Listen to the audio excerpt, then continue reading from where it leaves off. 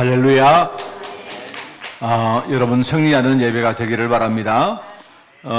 이번 달에는 우리 산업 현장에 필요한 메시지 계속하고 있습니다. 사실 우리 산업인들이 현장에서 얼마나 힘들게 사는가 알고 있습니다. 하나님이 다 아시겠죠, 그죠? 여러분이 예배할 때 한 주간 내가 그래도 무사히 살아나 있었구나. 좀 먼저 하나님께 감사하시고 여러분 자신에게 축복을 진짜 하셔도 됩니다. 그죠? 오늘 분명한 언약 붙들고 또 예배하는 그런 하루가 되기를 꼭 먼저 부탁을 드립니다. 오늘 제목은 산업인의 전도입니다. 아니, 목사님, 산업인들이 산업만 해도 힘든데 뭐 또 산업인들이 전도를 해야 됩니까? 그런 생각 할 수 있습니다. 있는데 세상에서 하나님이 주시는 가장 큰 축복이 뭡니까? 아무리 생각을 해도요, 사람 살리는 축복하고 비교할 수 있는 축복이 없습니다. 그거는요. 우리가 어떤 게 있다 해도 그거 가지고 사람을 못 살립니다. 그죠? 사람을 살리는 건 오직 복음 아니면 사람 못 살리거든요. 그런데 하나님은 우리 모든 성도들이 이 전도의 축복을 진짜 우리 누리고 살기를 원하는 게 그게 하나님의 마음입니다. 그런데 거기에 우리가 부름받았는데 성도들의 가장 큰 착각이 뭐냐니까, 전도에 대해서 가장 큰 착각이 뭐냐니까요, 내가 어떤 직분이나 능력을 가져야 전도할 수 있다 하는 게 그게 착각입니다. 제일 큰 착각입니다. 그게 그렇지 않습니다. 사람들이 말합니다. 목사님, 나는 실패했는데 내가 어떻게 전도하겠습니까? 사람들이 내가 꼭 잘되고 성공해야 전도 잘할 수 있다 생각하는데 사실요, 그게 현실하고 거리가 참 먼 이야기거든요. 왜냐니까 실제로 세상에 나가보면요, 성공한 사람보다 실패한 사람들이 압도적으로 많습니다. 여러분 그걸 아셔야 돼요. 근데 이제 어떤 보통 사람들은요, 좀 이중적인 태도를 가지고 있거든요. 그게 뭔가니까 이렇습니다. 어떤 경우에는 내가 실패했는데 말입니다. 어떤 경우에는요, 나처럼 실패한 사람을 만나면 뭐죠? 그 사람에 대해서 내가 이 공감대가 만들어지는 경우도 있고요. 그렇기 때문에 오히려 실패한 사람을 만나면 이렇게 내가 굉장히 마음이 확 열리는 경우가 있습니다.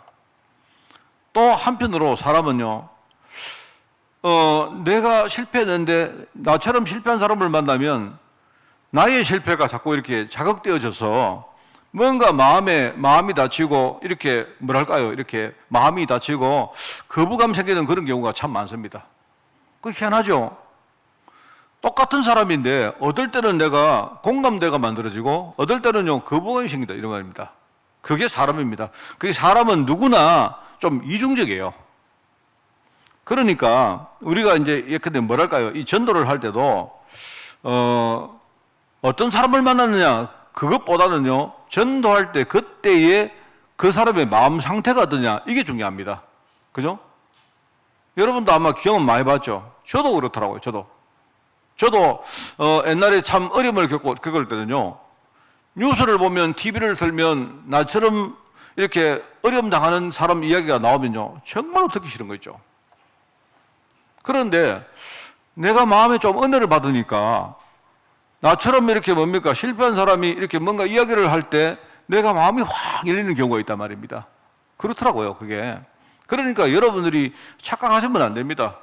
목사님, 내가 경제도 내가 성공하고 내가 만약 문제 있는데 문제도 해결하고 내가 뭔가 잘 되어야 내가 누구에게 이렇게 마음 이렇게 뭡니까, 편안하게 내가 복음을 전할 수 있지 않습니까? 라고 말하지만 그거는요, 내게 달리는 게 아니라니까요.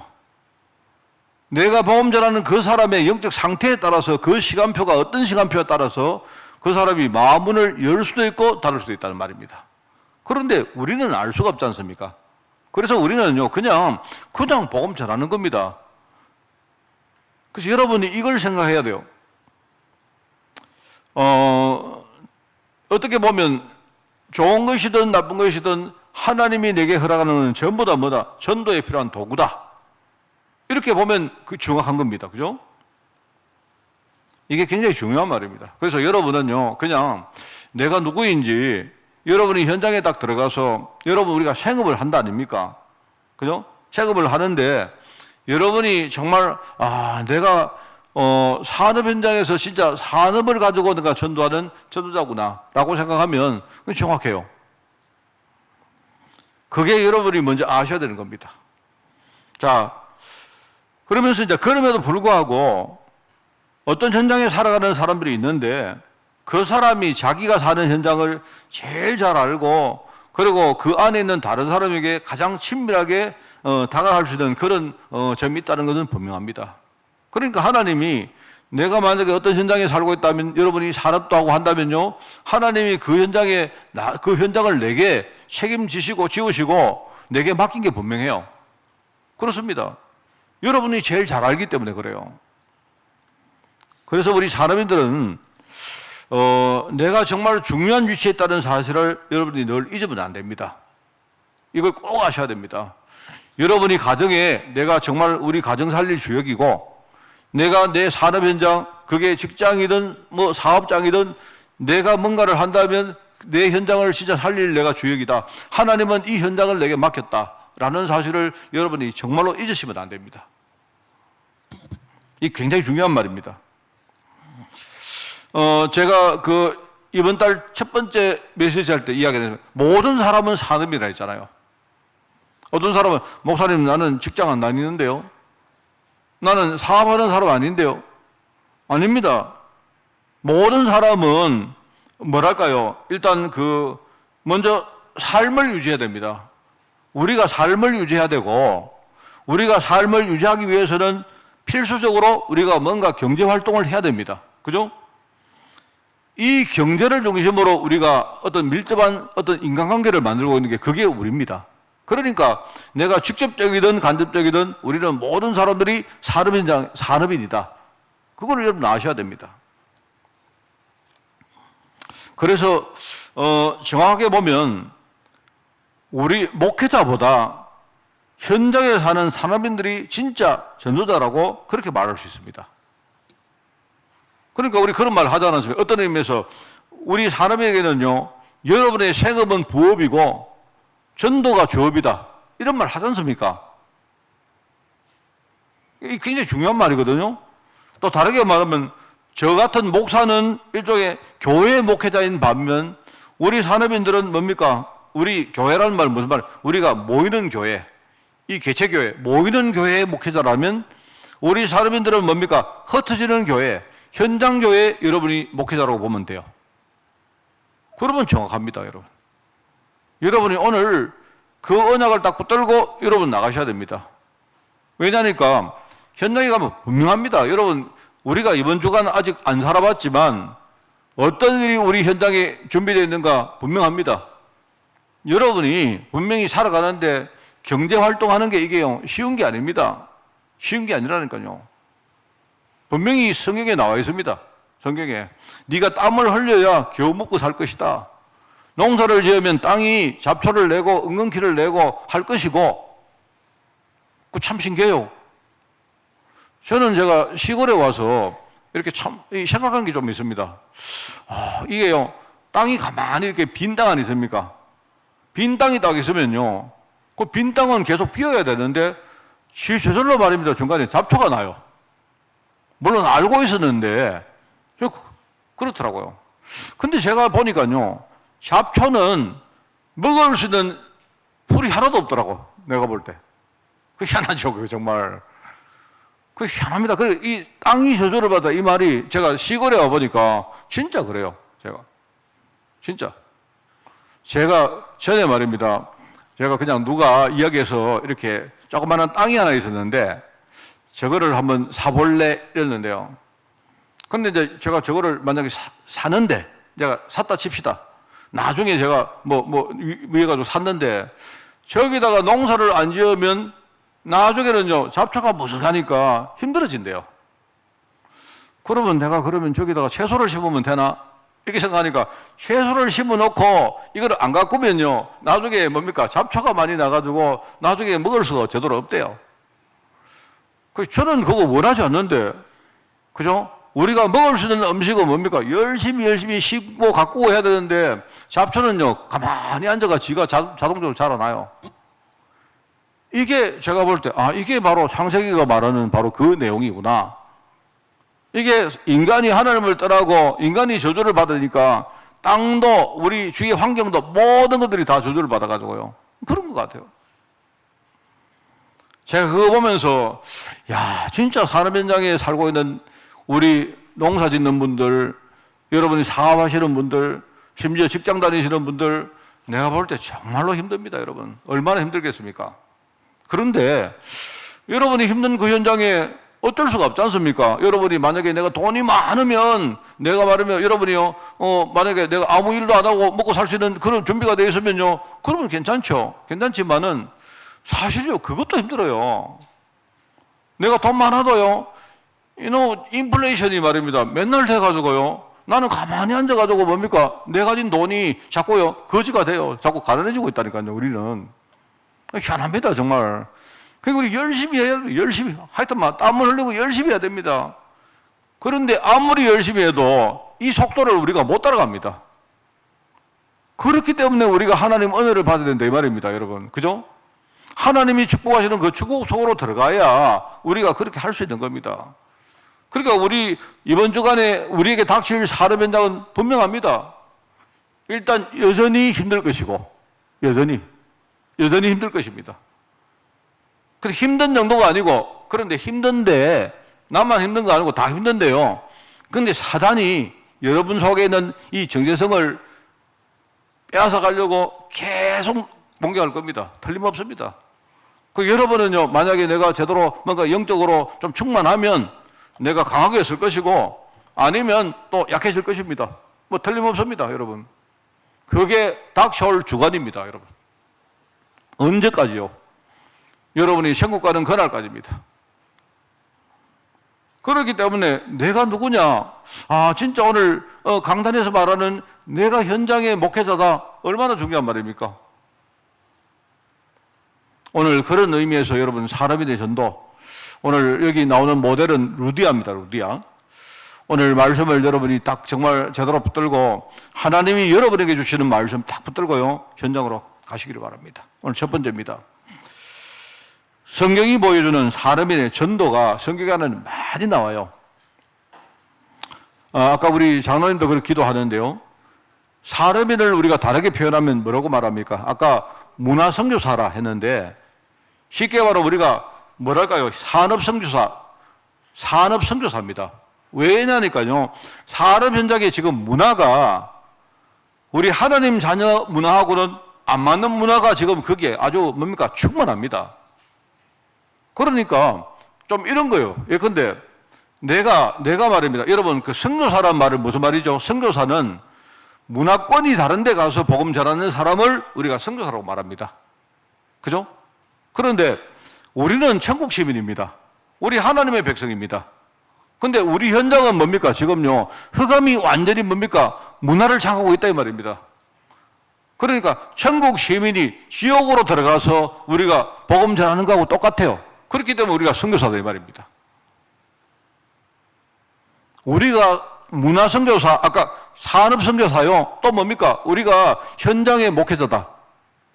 이렇게 제가 말했는데, 자, 그러면 제가 이제 보니까요, 제가 이 말씀을 이렇게 준비하다가 내가 딱 생각나는 인물이 두 사람이 있어요. 제가 여러분에게 좀 내가 소개해드릴 인물이 두 사람이 있는데, 첫 번째는 창세기 14장입니다. 창세기 14장에 아브라함이 전쟁을 벌입니다. 왜요? 자기 조카 롯이 소돔 땅으로 갔는데 거기 가서 잘 될 줄 알았는데 오히려 거기 가서 그 땅에 전쟁에 뭡니까? 휘말려 들어가서 자기 조카 롯이 거기에 포로가 됩니다. 이 말을 듣고 아브라함이 전쟁을 벌여서 거기 가서 뭡니까? 그 대적들을 물리치고 조카를 뭡니까? 이렇게 구해서 오는 장면입니다. 조카 롯을 구해서 돌아오다가 만난 사람이 있었는데 그 사람이 누구죠? 그 사람이 바로 멜기세덱이라는 사람이에요. 근데 성경에는요, 이 사람에 대해서 짧게 이야기합니다. 짧게. 이 사람이 어떤 사람이냐? 살렘 왕이란, 살렘이라는 지역의 왕입니다. 그죠? 그리고 왕이면서 뭡니까? 지극히 높으신 하나님을 섬기는 제사장이다. 이렇게 나와요. 이게 이제 이걸 보면서 우리가 약간 이렇게 추정을 해볼 수 있죠. 살렘 왕이 뭘까? 살렘이란 말은요, 평강이란 말입니다. 평강. 살렘. 우리가 예루살렘 할 때 그 살렘입니다. 그죠? 평강이란 말이죠.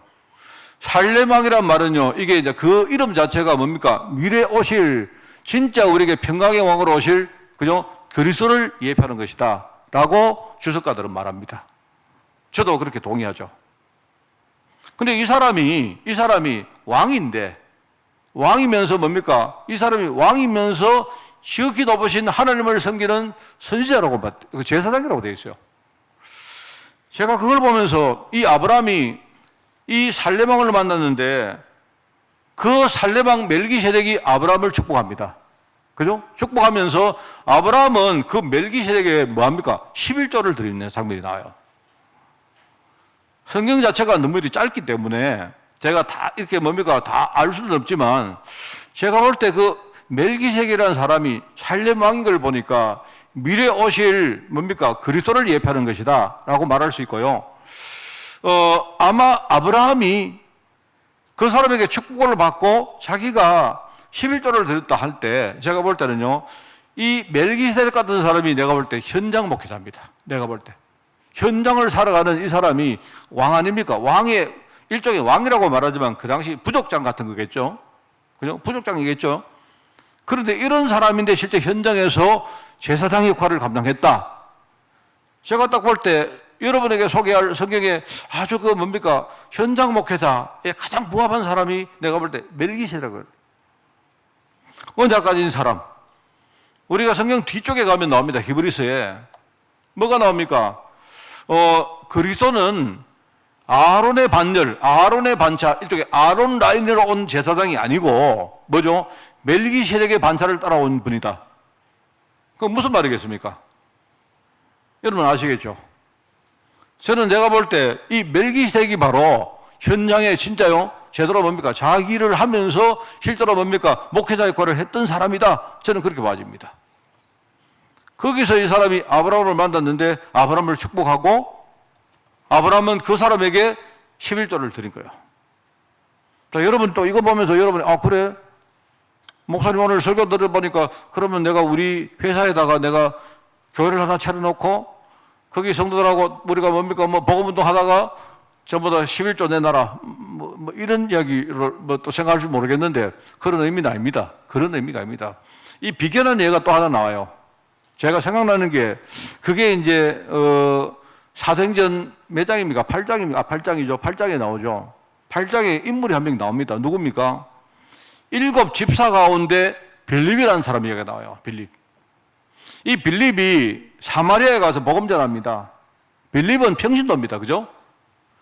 이 사람이 거기 가서 복음을 전하는데 사마리아 성에 많은 열매가 일어나죠.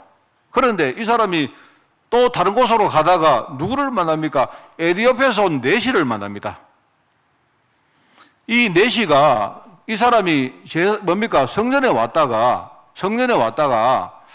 돌아가는 길에 뭔가 뭡니까? 어떤 문헌을 가지고 돌아가는데 그 자기가 읽어보니까 이게 도대체 무슨 말인지 모르겠는 겁니다. 그게 뭐냐니까 그 당시에 이사야서 두루마리였어요. 이 두루마리를 읽어보는데 그게 이제 말하면 이사야서 53장입니다. 이 53장을 읽어보는데 이게 무슨 말이지? 모르겠는 겁니다. 근데 그렇게 이 사람이 궁금하던 차에 지나가다가 누구를 만났느냐? 빌립 집사를 만나요. 이 빌립이 이사야 53장을 뭡니까? 이 사람이 해설을 해주면서 뭡니까? 예수를 이야기합니다. 바로 거기에 예언된 그 사람이 바로 누구냐? 바로 예수 그리스도다. 이야기해주고 복음을 전합니다. 그 복음을 전하고 이 사람이 복음을 받았는데 에디오피아 네시가요. 그러면서 시작하는 길에 보니까 뭐가 있었죠? 강물이 흐르고 있더란 말입니다. 그래서 거기 가서 빌립 집사가 이 네시에게 뭡니까? 세례를 베풉니다. 다 여러분 또 생각나죠? 그래요. 목사님 오늘 설교 들어보니까 그러면 우리 집사도 세례를 베풀 수 있겠네요. 있습니다. 없는 게 아닙니다. 제가 여러분에게 지금 말씀드리는 건 뭐냐니까 지금 여러분이 지금 우리 주위에 목사님들이 천지 아닙니까? 굳이 여러분들이 목사님들 계시는데 여러분이 굳이 내가 세례를 할 수 있느냐? 뭐 그렇게 생각하지만 여러분이 만약에 어디에 어떤 뭡니까 저 외진 곳에 가가지고 복음 전하는데 주위에 아무도 여러분 사람이 없다. 이러면요, 여러분이 복음 전하고 세례를 베풀어도 됩니다. 우리 그런 권한을 하나님 주셨어요. 특히 우리 중직자들, 여러분이 안수받아서 세움받은 중직자들은요, 여러분이 세례를 베풀어도 됩니다. 상관없습니다. 무슨 말 하겠습니까? 지금 우리가 교회의 행정 정치로 우리가 세례는 목회자들이 베푸는 것이다, 이렇게 하는 거죠. 여러분이 이런 상황이 올 때에 세례할 수 있습니다. 지금 그 말이 아니잖아요. 지금 이 말은 그 말이 아니고 뭡니까? 빌립 같은 사람이 현장을 살아가는 현장 목회자다, 이 말입니다. 얼마나 중요합니까? 오히려 어떻게 보면 이 목회자보다 더 중요한 일을 감당하는 사람이 이런 사람들입니다. 그렇기 때문에 지금요, 우리 현장 목회자가 우리 산업인들이죠, 우리 중직자들이죠. 여러분들이 눈을 바르게 열고 보면요, 뭐랄까요? 오늘 이 원고에 나오는 겁니다. 하나님이 지금 내 현장에 전도를 위해서 구별해서 주신 축복들이 얼마나 많은지 보입니다, 여러분. 보인다니까요, 여러분. 그 제가 참 이거 보면서 그렇구나. 사실요, 목사님들이 지금요 많은 것을 잘못하고 있는 게 제가 있습니다. 그게 뭐냐니까, 우리 중직자들을, 우리 중세교회 이후부터 우리 중직자들을요 전부 다 일종의 뭐랄까요, 평신도를 거의 성직자의 부수물로 만들어 놨어요. 전부 다. 여러분, 그렇게 되니까 어떤 결과가 일어났느냐. 교회는 뭡니까? 성성장구 하는지 몰라도 현장을 살아가는 평신도들이 뭡니까? 완전히 목회자들의 일종의 성직자들의 부수물이 되다 보니까 현장은 완전히 뭡니까? 불신앙 문화, 우상 문화가 완전히 장악해버린 겁니다. 그게 우리가 알고 있는 중세교회입니다. 중세교회. 중세교회 때 여러분 아시지 않습니까? 제가 가톨릭 교회다, 개신교회다 이런 무슨 구별을 하려고 하는 게 아니고요. 중세교회 때는요, 전부 다 뭐냐니까, 성직자들이, 그죠? 일종의 교회 모든 뭡니까? 권한들을 전부 다 독점해버리고 있어요. 성경도 완전히 독점했고, 해설도 독점했고, 뭡니까? 설교도 독점했고, 여러 가지 뭡니까? 예식도 다 독점하고, 그러니까 아무것도 모르는 거예요. 아무것도 모르는 겁니다. 그냥 뭐 말하면 무조건 아멘밖에 못하는 겁니다. 여러분, 지금 제가 그 부분을 우리가 개혁하기 위해서 개신교가 나왔는데, 세월이 많이 흐르다 보니까 지금 개신교도, 그죠? 아주 많은 부분에 지금요, 중세교회처럼 돼가버리고 있어요. 여러분이 누구냐, 이 말입니다. 제가. 여러분이 누구십니까? 이걸 여러분 아셔야 됩니다. 내가 현장에 들어가면 하나님이 전도 때문에 전도를 위해서 주신 구별된 경제 축복들이 현장에 얼마나 많은지 몰라요. 그거 왜 주십니까? 하나님이 전도 때문에 주신 거예요. 목사님, 그러면 전도만 하고 나는 여기 잘 먹고 잘 살면 안 됩니까? 잘 먹고 잘 사십시오. 그래서 전도하시라 말입니다. 그럼 되지 뭐. 안 그렇습니까? 현장에 들어가 보시면 전도 때문에 하나님이 내게 준비하신 구별된 직분이 있습니다. 직분. 단순히 여러분 뭐 장로다, 뭐 권사다 이런 직분이기도 하지만, 그죠? 아까 말했지 않습니까? 내가 누굽니까, 여러분이?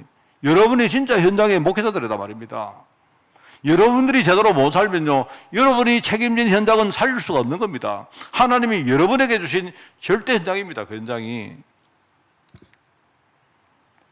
그러면서 여러분이 현장에서 갈등하지 않습니까? 그런데 생각해 보세요.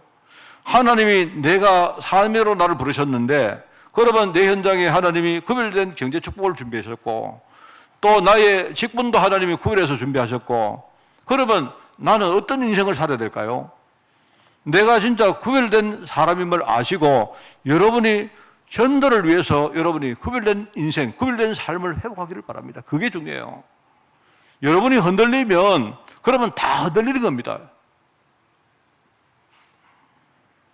제가 정말로 제가 이 생각이 참 많이 있습니다. 물론 저도 사실은 현장에서 살아가면서 여러 가지 경험도 많이 좀 해봤고, 뭐 해보니까 나름 도움도 많이 돼요. 도움도 많이 되는데, 제가 이렇게 평신도에 평신도로 있어 봤고, 내가 이 해보니까요, 이게 지금 참 그렇구나. 저는 그런 생각이 합니다. 사실 제가 목회해보면요, 솔직히 말하면요, 여러분들이 뭘 많이 알면 목회하는데 힘들어요. 안 그렇습니까? 그렇지 않습니까? 여러분들이 많이 알면요, 내가 뭐 시키는 대로, 내가 여러분에게 말하는 대로 여러분이 아멘 하는 게 좋죠. 목회하기는 편하죠. 그런데, 아무리 내가 목회하는데 쉽고 편해도, 그럼 현장 다 죽는다니까요. 현장은 누가 살리느냐?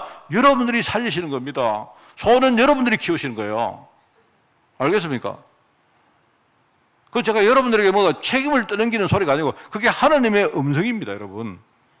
그 여러분들이 현장에 돌아가서 그냥요, 여러분들이 좀 힘들고 어렵더라도 한번 여러분 그때마다 정말 그렇게 해보십시오. 내가 진짜 누구입니까? 하나님 질문해 보시라고. 오늘 이번 주 강단 말씀처럼 하나님, 내가 현장 목회자가 진짜 맞습니까? 이걸 여러분이 조금만 질문해 보면 답 나버리면요, 그 다음부터는 굉장히 쉬워집니다. 이게 성경이 말하는 우리 사람들의 전도입니다, 여러분.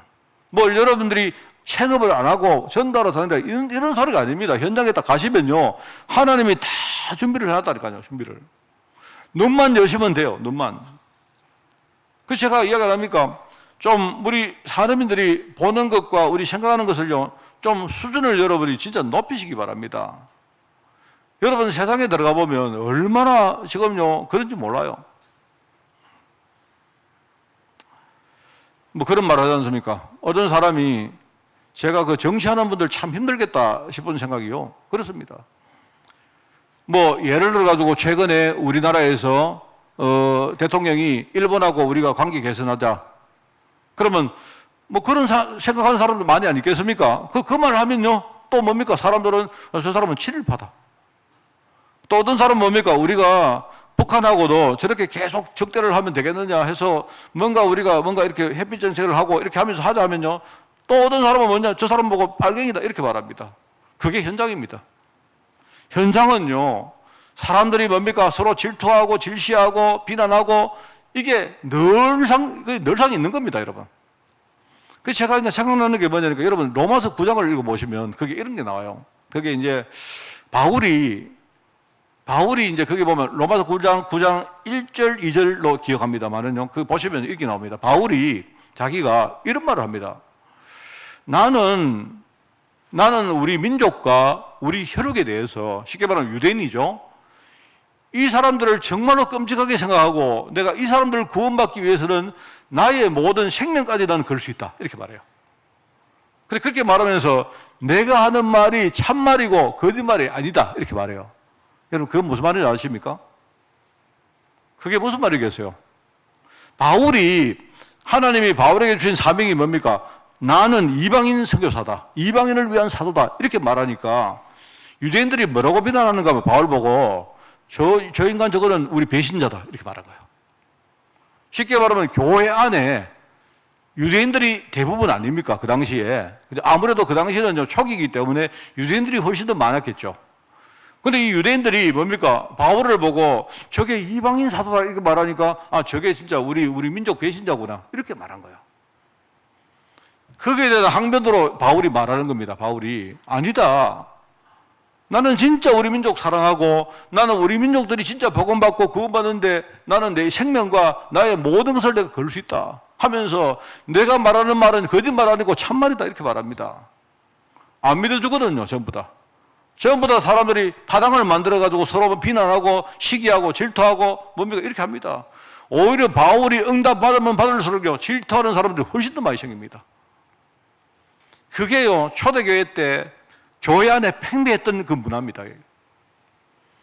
여러분 교회도 그런데 여러분이 현장에 들어가면 어떻겠습니까? 여러분이 돈 좀 많이 벌어보세요. 주위 사람들이 얼마나 공격하겠습니까? 안 그래요? 만약에 다른 가게들은 뭐 안 되는데 내 하는 사업만 좀 잘 돼보세요. 그게 현장입니다. 그게 당연한 현장입니다, 여러분. 아시고 들어가세요, 아시고. 그런데 여러분이 거기서 저 사람들이 왜 나를 공격할까, 이렇게 여러분이 원망하거나 불평하지 마시고, 하나님이 나한테만 이렇게 구별된 유일성의 축복을 주셨구나, 그렇게 생각하는 게 그게 맞아요. 그 감사하시기 바라는 말이에요. 그죠? 그러니까 우리 사람인들이 여러분이 어떤 생각을 하고 내가 어떻게 보느냐에 따라가지고요.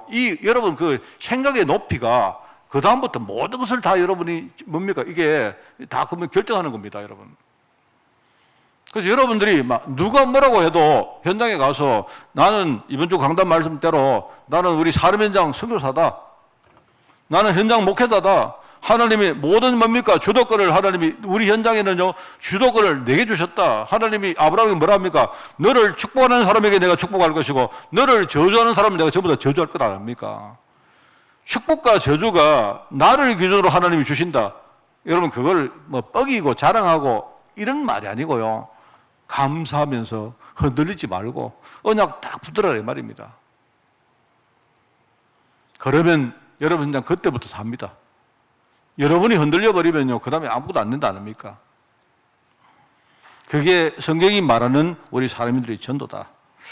자, 거기에 부름받은 대표적인 인물이 내가 볼 때 루디아입니다. 루디아는 우리가 겉으로 볼 때 그죠? 이 사람은 그냥 뭐랄까요? 한 사람의 여자였습니다. 여자. 그 당시에 여자니까 당시 문화로 보면 아마 핸디캡이 많았을 겁니다. 그죠? 여자였는데 그냥 단순한 장사꾼입니다. 이 사람은요, 옷감 장터를 했던 사람인데, 그리고 이 사람이 자기의 산업이나 자기의 집도 그냥 자기가 사업하는 데 필요하니까 그냥 자기가 영위했던 것에 불과해요. 그냥 생활했고, 그냥 거기서 사업했고 하는 거기에 불과했던 겁니다. 그런데 이 사람이 바울을 딱 만났는데, 바울을 만나는 순간, 여러분 성경에 안 나옵니까? 루디아는요 원래부터 하나님을 섬겼던 사람입니다. 바울 만나기 이전부터 하나님을 믿고 섬겼던 사람입니다. 그런데 이 사람이 바울을 만난 순간 뭐라고 합니까? 자기의 사업과 자기의 가정이 어떤 의미가 있는지 그 정체성을 아는 거예요. 그거를 알고 이 사람이 고백합니다.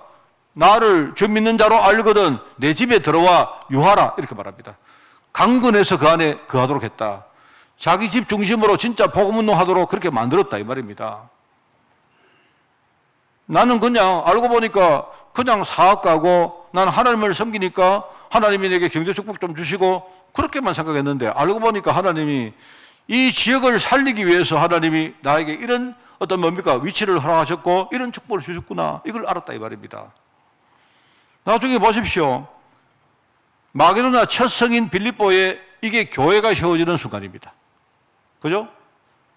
말하자면 그게 유럽 선교의 교두보거든요. 우리 지금 지명으로 뭡니까? 지금 유럽의 첫 번째로 뭡니까? 복음이 전거되어진 현장입니다, 여기가.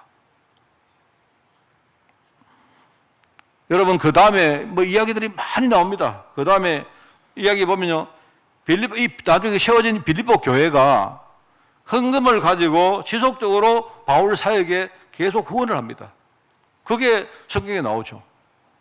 우리가 알고 있는 빌립보서는 제가 여러분 이야기했죠. 빌립보서는 뭐냐니까 빌립보서는요. 빌립보 교회가 헌금을 모아가지고 그 당시에 뭡니까? 빌립보서를 기록할 당시는 바울이 로마의 감옥에 있습니다. 그죠? 로마에서 감옥에 있었는데 빌립보 교회가 헌금을 모아서 바울에게 보낸 겁니다. 누가? 에바브로디도라는 사람이 그걸 가지고 뭡니까? 로마로 바울을 찾아간 거예요. 바울이 그 헌금을 받고 나서 얼마나 감사한지 자기의 뭡니까? 이쪽에 마음을 담아가지고 일종의 감사 편지를 보낸 겁니다. 그게 빌립보서입니다. 헌금에 대한 그 사의를 기록한 편지가 바로 그게 빌립보서인데요. 그 안에 나옵니다. 너희들이 한 번만 이렇게 한 게 아니고 내가 복음의 초기에 이 말은요. 전도했던 초기부터 너희들이 나를 위해서 계속 후원을 했잖아. 하나님 보실 때에 얼마나게 기쁜 그런 헌물이고 하나님을 영화롭게 하는 그런 헌금이냐. 난 자기는 안다는 거죠. 내가 돈을 원해서 그런 게 아니다. 나는 이 돈 없어도 괜찮다. 근데 하나님 보실 때 당신들이 마음 중심을 담아가지고 했던 이 헌금들이 하나님 보실 때 얼마나 귀한 그런 물질이냐. 이야기를 그 안에 썼는 겁니다. 그게 루디아입니다. 여러분 이 일에 가장 첫 번째 뭡니까? 응답을 받았던 인물이 있는데 그게 루디아입니다. 제가 이야기 여러분 잘 아는 사람이기 때문에 길게 할 필요가 없죠. 겉으로 볼 때는 그냥 사람이었는데 알고 보니까 하나님이 그 루디아를요, 그 빌립보 교회의 가장 중요한 뭡니까? 주역으로 하나님이 쓰신 거예요. 이게 루디아였구나. 아닙니다. 여러분 그렇지 않습니다. 그게 아니고 여러분도 여러분 현장을 들어가 보시고 여러분이 진짜요 현장에서 기도해 보십시오. 흔들리지 마시고 제가 여러분에게 뭔가 열심히 뭘 하라는 뜻이 아닙니다. 하나님이 지금요 내 현장에 가지고 계신 그 마음을 여러분이 읽으시면 되는 겁니다. 그러면 돼요. 그리고 여러분이 그냥 열심히 사업하시면서 한 걸음 한 걸음 여러분이 말씀의 인도를 받으시면요 어느 날 증거가 다 오게 되어 있습니다. 그게 제가 믿는 믿음입니다. 오늘 말씀을 정리하겠습니다. 우리가 산업인 루디아를 통해서 받을 신앙 교훈입니다. 제가 이유는 잘 모르겠는데 우리 한국 사람들이 보니까 되게 이렇게 뭔가를 수식하는 걸 되게 좋아해요. 그래서 우리 한국말은 형용사나 부사가 되게 발전했다고 합니다. 아마 한국 사람들 성품이 아마 들어있지 않을까. 여러분, 우리가 근데 예컨대요, 불다 할 때도 우리가 그렇잖아요. 불다 이렇게 말할 때, 불다 하면서 빨갛다, 불긋죽죽하다, 불긋스름하다, 이런 식으로. 되게 우리 형용사가 발전된 나라입니다. 우리 한국말이 그렇거든요. 내가 볼 때 한국 사람들이 좀 그런 게 아닌가라고 봐져요. 한 예로 참기름 하면요. 참기름 하면 참기름이 왜 참기름입니까? 아마 참깨로 짰으니까 참기름 할까라고 생각합니다. 그죠? 맞죠? 그러면 참깨는 왜 참깨일까? 아마 잘 모르겠는데 사람들이 깨 중에 이게 진짜 깨다.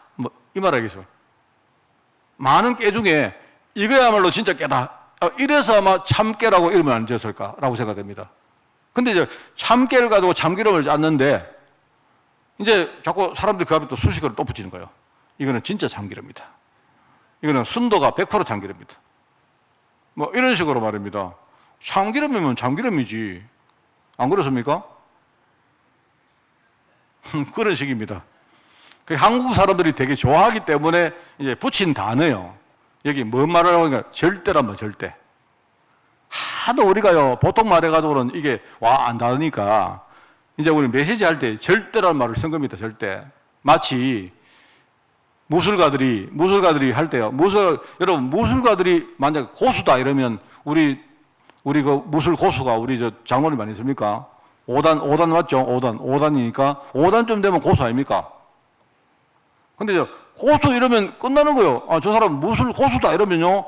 저 사람은 무술 경지가 굉장히 높다는 거 끝나는데 무술가들이 뭐라고 말하면 저 사람은 고수가 아니고 절대 고수다 이래 말해요. 저 사람은 내가 볼 때는 아마 한 10단쯤 20단쯤 되는 것 같아요. 왜냐니까 그런 식으로 우리가 이렇게 이제 설명하는 부분이 있다 이 말입니다. 그래서 하는 말입니다. 자, 그래서 우리가 이 절대란 말은 우리가 아무데나 붙이는 말은 아니죠. 우리가 절대란 뭘 붙였다 이 말은요. 아마 뭔가 그만큼 중요하든지 엄청나든지 대단하든지 아니면 무슨 절박하든지 다른 거하고 비교가 안 되든지 그런 걸 안 붙이겠습니까? 안 그래요? 그런 말입니다. 여기 나오는 절대 현장. 여러분 현장이 절대 현장입니다. 우리 현장 이러면 절대 현장입니다. 안 그래요? 여러분 우리 집 이러면요 절대 집이지. 안 그렇습니까? 우리 집 이러면요 절대 집 아닙니까? 그 남 집 아니잖아요. 안 그렇습니까? 그 집에 들어가는데 누가 뭐라 합니까? 안 하죠. 아무도 시비 안 걸어요. 그 절대 집인데 평상시에 내가 우리 집인지 아닌지 잘 모르니까 뭐라고 말합니까? 절대 집이라 말하는 거예요. 절대 가정이다. 이렇게 말하는 겁니다, 여러분. 여러분의 현장은 그죠? 절대 현장입니다. 여러분 아니면 안 돼요. 하나님이 여러분에게만 딱 하나님이 붙이신 현장입니다. 하나님의 관심이 집중된 현장이다 이 말입니다. 하나님의 관심이 거기에 딱 집중된 현장이다. 여러분 현장입니다. 하나님이 그러면 거기서 어떻게 하느냐? 하나님이 하시는 방법이 있어요. 절대 방법. 하나님이 여러분을 사용하시는 거예요. 여러분을 하나님이. 여러분이 은혜 받게 만들고 하나님이 여러분이 진짜요 복음 깨닫고 갱신하도록 만들고 하나님이 이런 방법을 통해서 그 현장을 살리시는 거예요. 그거는요 다른 사람이, 다른 요소가 아무리 끼어들어도 하나님은 그 마음을 절대 안 바꿉니다. 하나님이 가장 마음을 담아서 하시는 최고의 방법이다, 이 말입니다. 그 현장에 가보시면요, 여러분이 절대 제자가 되어지면 하나님이 반드시 사용하려고 부르신 제자가 절대 제자거든요. 그러면 여러분 현장에는요, 또 여러분 같은 제자가 딱 준비되어 있습니다. 절대 제자. 그게 우리 사람인들의 삶의 현장이고, 여러분이 맡은 역할, 직분이고, 그죠? 그게 여러분이 만나는 어떤 인간관계들입니다, 그게. 여러분, 이게 오늘 우리가 붙들 내용입니다. 중요하죠? 오늘 말씀 놓치지 마시고, 여러분이 진짜 이번 주간에 정말 기도하면서, 여러분 뭐 기도를 많이 하라는 게 아닙니다. 있는 그대로 여러분이 흐름을 가지고 가는 거예요. 그냥 가서 절대로 여러분이 놓치지 말고 속지도 말고, 여러분이 거기서 절대로 패하지도 말고 정말 승리하고 돌아오는 우리 다음 주간 되시기를 예수님 이름으로 축원을 드립니다. 하나님 아버지 감사합니다. 우리를 사람 현장 전도자로 불러주시니 너무나 감사드립니다. 이 분명한 사실을 깨닫고 정말 한 주간 기도하며 영적으로 싸우는 한 주간 될 수 있도록 주님이 축복하여 주옵소서. 이 모든 말씀 예수님의 이름으로 기도드리옵나이다. 아멘.